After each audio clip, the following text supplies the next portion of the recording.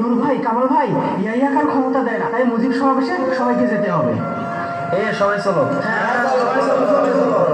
বীর বাঙালির অস্ত্র ধরো, তোমার আমার ঠিকানা, তুমি কে আমি কে, তোমার নেতা আমার নেতা।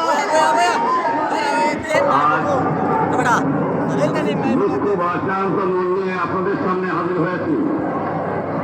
আজ বাংলার মানুষ মুক্তি চায়, বাংলার মানুষ তার আশ অধিকার চায়। আজ যদি আমার লোককে হত্যা করা হয়, তোমাদের পর কাছে আমার অনুরোধ